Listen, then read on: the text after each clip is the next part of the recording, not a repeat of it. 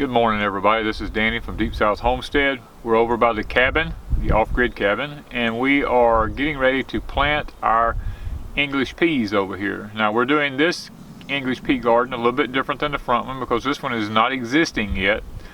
The one in the front was already a pre-existing, so we used a broad fork on it. But this one, we used a tiller to get the ground ready.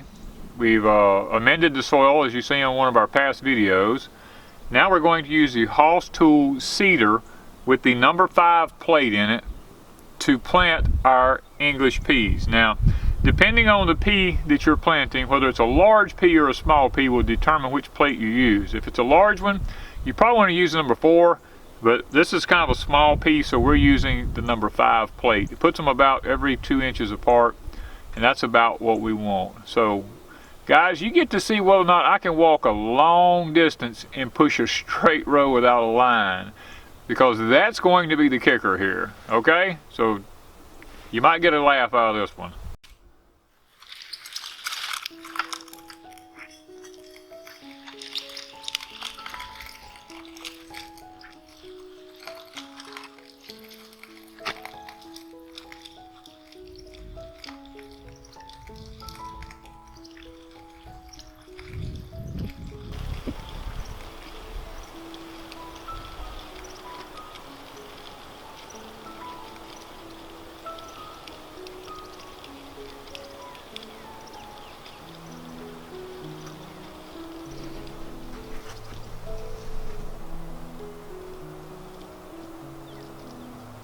Pretty doggone straight, don't you think?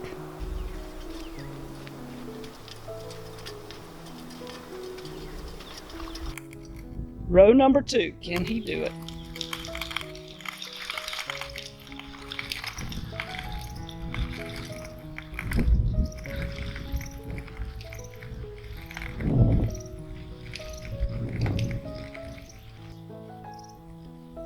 I believe he is pretty doggone close. We'll know when we put the fabric cover down.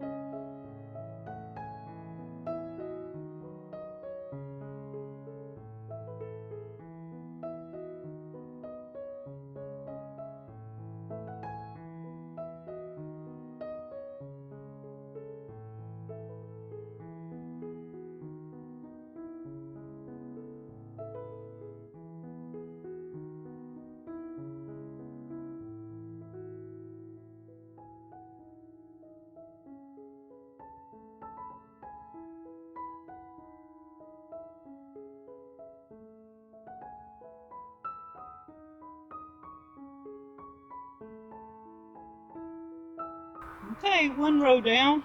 We're going to work on getting the other rows added to it. I think he did a pretty good job staying reasonably straight.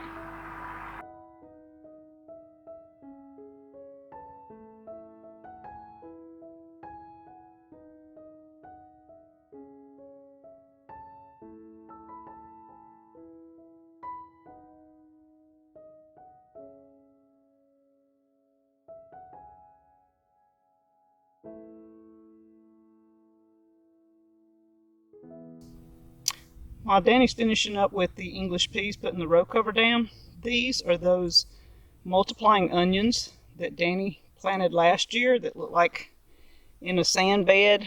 Look how pretty. They started multiplying. Lots of them have 2 already.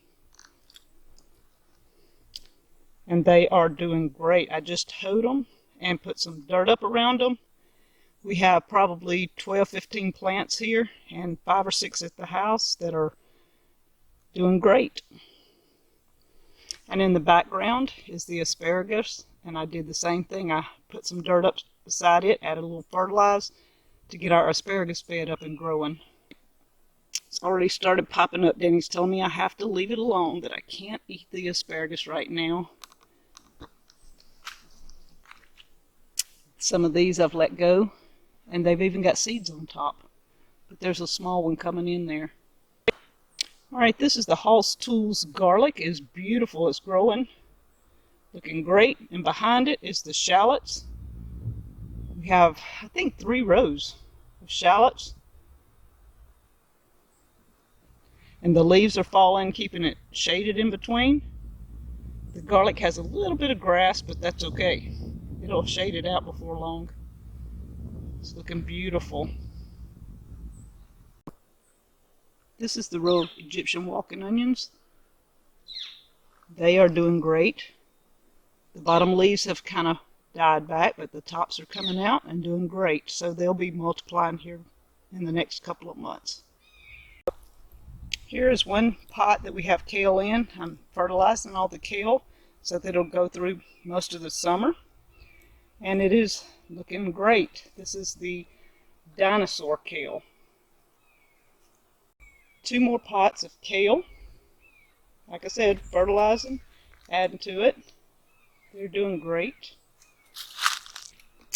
And this is a pot of collards. We added some fertilizer to them. Keep them going for a while. And we have 2 more pots of collards.